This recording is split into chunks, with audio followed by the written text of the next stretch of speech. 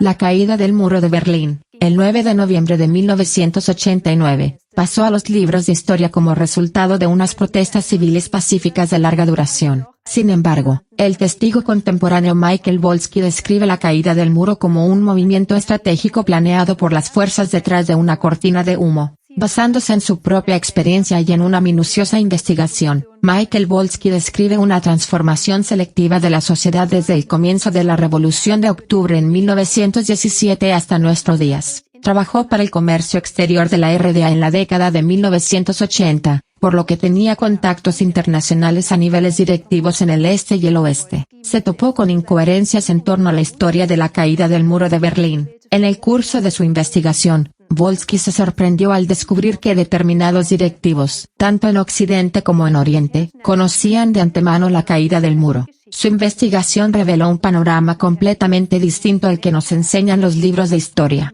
Michael Volsky menciona varios acontecimientos que revelan un enfoque coordinado de los círculos dirigentes del bloque del Este, y del bloque del Oeste ante la caída del muro. Hecho 1. A finales de mayo de 1987, el presidente de la Unión Soviética, Mikhail Gorbachev, y su ministro de Asuntos Exteriores, Eduard Shevardnadze, exigieron al jefe de Estado de la RDA, Erich Honecker, que abriera el muro. Honecker se negó. Hecho 2. 14 días más tarde, el entonces presidente de Estados Unidos Ronald Reagan habló en el lado oeste de la puerta de Brandenburgo y también pidió la caída del muro. Señor Gorbachev, derribe este muro. Hecho 3. En 1989 se desmantelan las fortificaciones fronterizas en Hungría, lo que facilita a los ciudadanos de la RDA huir a Occidente a través de Austria. Hecho 4. El 9 de enero de 1990, una empresa estadounidense acreditada ante el Ministerio de Comercio Exterior de Berlín interrumpe un pedido realizado a Volsky en diciembre de 1989. Este pedido preparaba la creación de una filial para la venta de los productos del grupo en la RDA. Motivo: no habrá más RDA. En una extensa entrevista, www.cla.television/31007, Michael Volsky entra en muchos más detalles sobre la caída del muro, que revelan un planteamiento planificado con intereses ocultos de los dirigentes del este y del oeste. Volsky también explica cómo las manifestaciones pacíficas fueron promovidas e instrumentalizadas por los servicios secretos soviéticos y occidentales. La razón: la RDA había alcanzado los límites de la ingobernabilidad y el colapso económico. Era evidente que la economía socialista planificada no funcionaba. Debido al rápido declive de la RDA, las fuerzas de fondo se vieron obligadas a cambiar de estrategia. Pero, ¿de qué fuerzas se trata? Escuche a Michael Volsky.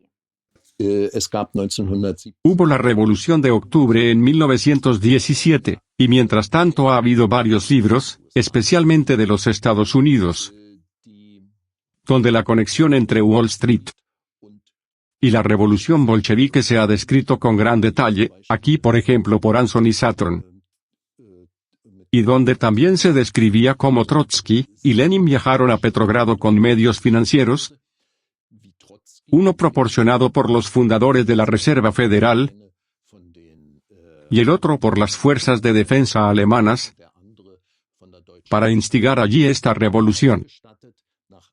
Algunos porque veían que el país estaba a punto de volcar, en otras palabras. Los banqueros estadounidenses querían tener al país bajo su ala, por así decirlo.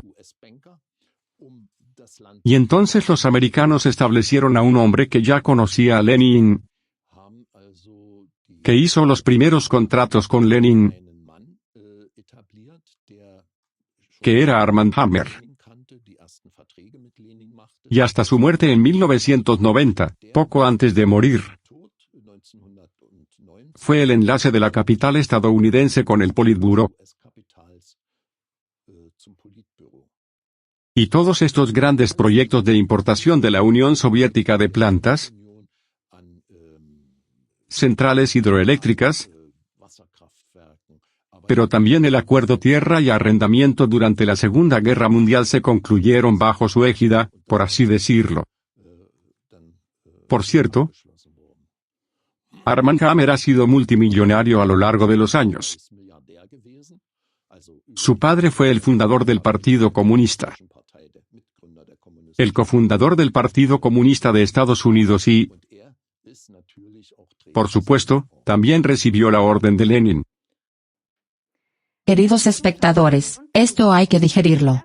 Los banqueros que fundaron la Reserva Federal en 1913 financiaron la Revolución de Octubre 4 años después, y la fundación de la URSS en 1922. El resultado fue una enorme ola de redistribución de activos rusos a manos de dudosos banqueros estadounidenses. Primero los soviéticos expropiaron a la nobleza, la iglesia, la burguesía, clases medias acomodadas, y los altos funcionarios. Lo utilizaron para crear la llamada propiedad nacional, pagaron intereses a los banqueros estadounidenses, y celebraron contratos con estos banqueros para la industrialización. El Banco Estatal Soviético pertenecía a Rothschild entonces como hoy. Volsky resume así el periodo comprendido entre la Revolución de Octubre y la caída del Muro de Berlín. Nadie hubiera pensado que estos comunistas rusos fueron financiados en última instancia desde Occidente en la fase inicial y que posteriormente fueron controlados. Esa es también la razón por la que mucha gente no puede creer que la Unión Soviética deshiciera su propio sistema. Cuando el socialismo, con su líder la Unión Soviética, y los países del bloque del Este como la RDA, se osificó y se estancó, el sistema tuvo que cambiar. Si se hubiera esperado demasiado, el sistema se habría colapsado de forma incontrolable. Solo mediante un colapso controlado y un simpático nuevo comienzo con nuevas caras podrían las fuerzas de fondo mantener el control. Tras la caída del Muro de Berlín, la Unión Soviética se disolvió en 1991. Este cambio controlado de estrategia por parte de las potencias de fondo se preparó en el Instituto de Análisis de Sistemas de Viena, donde los servicios secretos de Oriente y Occidente colaboran desde 1972. Allí se planeó la liquidación de la Unión Soviética y, por tanto, de todo el bloque del Este. Este instituto formó a jóvenes cuadros seleccionados para el periodo posterior a la caída del Muro de Berlín.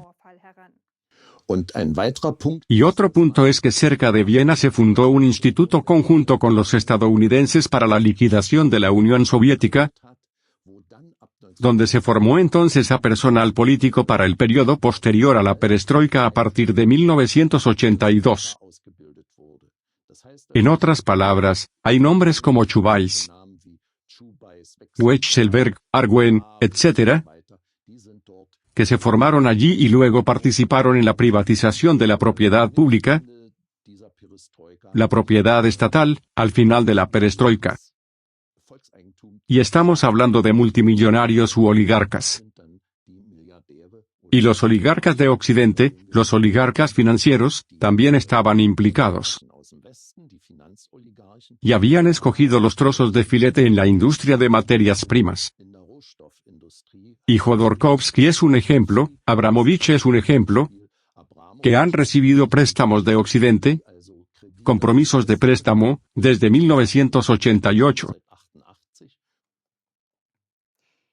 Las potencias de fondo se sirvieron así de los jóvenes advenedizos seleccionados que habían sido formados en el Instituto de Viena.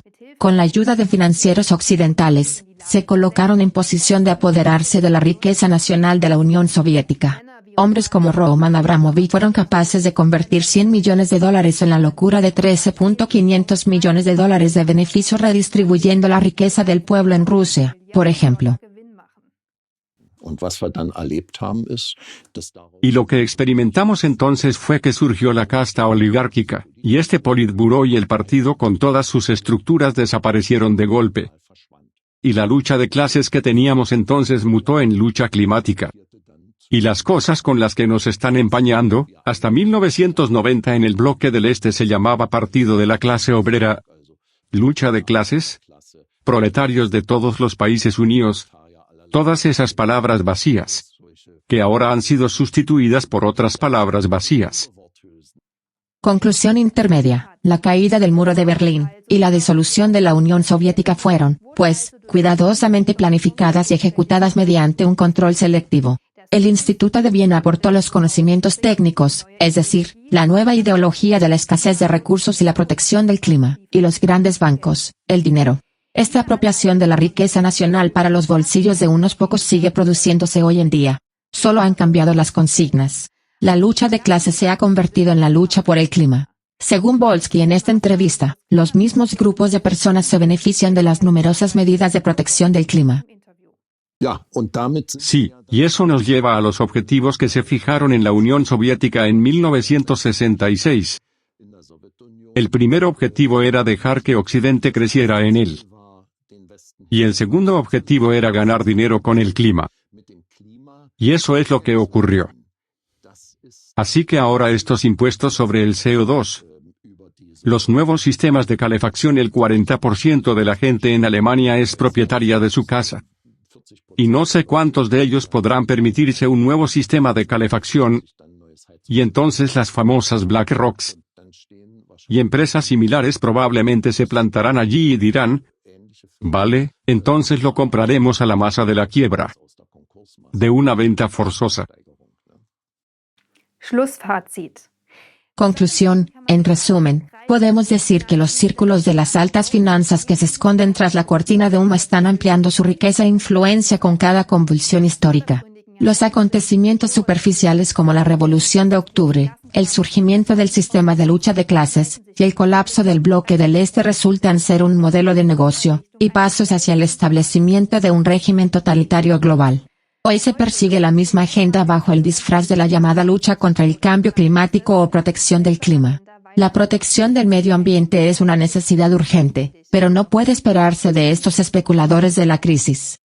Al verse afectados personalmente, cada vez más personas se enteran de este tipo de conexiones. El muro de niebla se despeja y la balanza se inclina.